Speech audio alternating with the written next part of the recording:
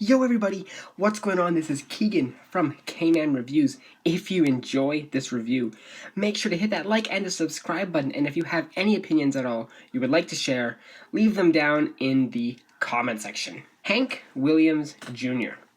The New South. Hank Williams Jr., American singer, songwriter, best known for being the son of country music icon Hank Williams.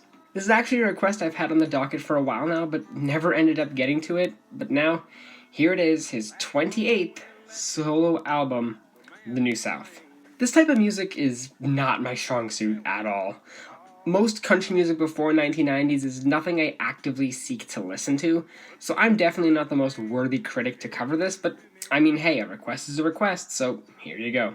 Could this album potentially open me up to more country music? Let's find out as I review this album track by track. This album is a strange case for me, as it's actually mostly a covers album. Out of the 11 tracks here, only 5 are actually original cuts. I'll still talk about the covers, but probably in less detail. Since I couldn't find if there were actually any singles, we'll just start right at the top of the track list with Feelin' Better, which immediately grips me thanks to Hank's voice. It has this distinct roughness, almost stereotypical to a point. Not that that's a bad thing at all, in fact, I find a lot of comfort in that vocal tone. It feels very sincere. Speaking of sincere, so is this instrumental. It's surprisingly reserved with its quiet, calm guitar playing and very personal feeling percussion. Almost coffee shop-esque to an extent, and the track has a really nice melody overall. It's gentle, rolls over nicely like waves at the beach on a chill day. Lyrically, it's about feeling better after getting on the road again, rocking the crowds in different cities across America. This is a nice song, very mellow, something probably any laid-back person could get into. A cover of Montgomery in the Rain by Steve Young shows Hank taking on a little bit of a deeper vocal tone, really harnessing this alpha presence his voice had. This instrumental also feels a lot more alive in comparison to Feelin' Better, the guitar especially being a lot more in the forefront. Although I still think I prefer Feelin' Better over this track, this one really has a bit of a sad melody, not even being a ballad, but Feelin' Better just felt a lot more wholesome, and that's the kind of country I love. This is still okay, but it's nothing spectacular. A cover of Lookin' at the Rain by Gordon Lightfoot takes a lot more of a purely country approach than the original, which definitely feels a lot more like a traditional ballad. The guitar has a lot more twang than I think is actually necessary, and Hank's voice doesn't sound as vulnerable or emotional as Gordon did. In fact, I think I prefer the original. Not even that this song is bad, because it isn't, but even in comparison to both of the previous tracks, it's a little bit dull, uninteresting, and I personally get nothing out of it. I'll take Gordon over this any day. You're Gonna Change parentheses or I'm Gonna Leave, despite being a very wrong derogatory title, is actually a pretty engaging song. The main difference being this chugging instrumental, and it all packs some real weight. Hank's voice is tolerable for the most part until when he holds that falsetto for an extra stanza, way too long in my opinion. Also, gotta love the harmonica touches. That's how you know when country music is authentic, and despite being the full 4 minutes that it is without anything really changing, it doesn't lose any entertainment value in my opinion. Lyrically, I mean, the title does kind of say it all. She keeps packing up, unpacking things, nagging, even to the point where her own dad doesn't believe it anymore. And then he says, "You're gonna change or I'm gonna leave." It's not a bad song at all. A cover of How's My Ex Treating You by Jerry Lee Lewis is very distinctly Jerry Lee Lewis, even with how Hank performs the song, with just how the vocals are very nice and soulful.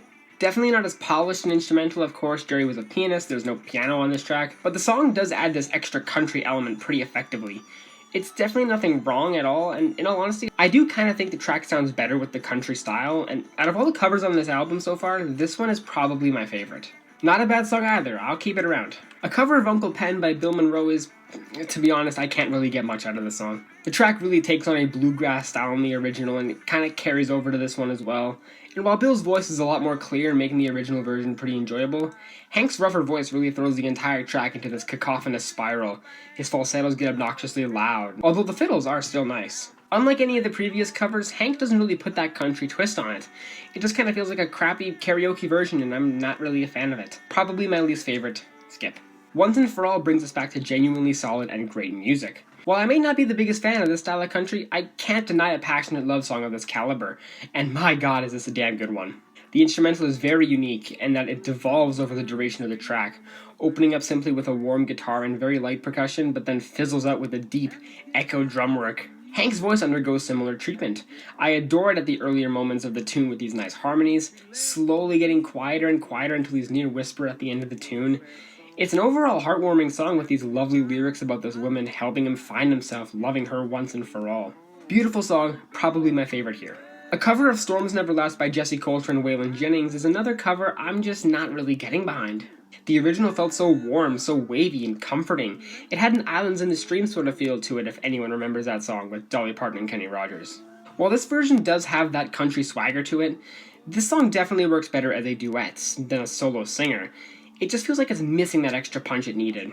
Although I do really like the harmonies on this song. They're definitely some of the best on the record, but it's just missing that extra dash. It needs to be great. Not bad, could be better.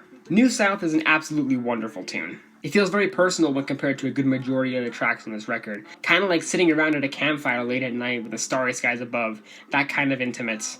The strumming feels very honorable and virtuous.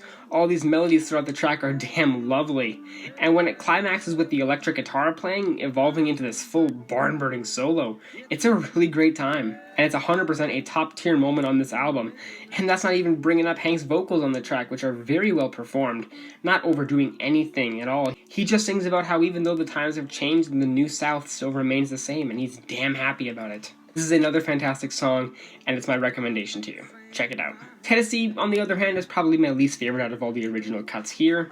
Not that it's bad at all, but in comparison to the rest of the originals, it really lacks a lot of punch. The main thing being that the guitar is not suited towards Hank at all. It's very singer-songwritery, unlike the country roar that all the previous songs had.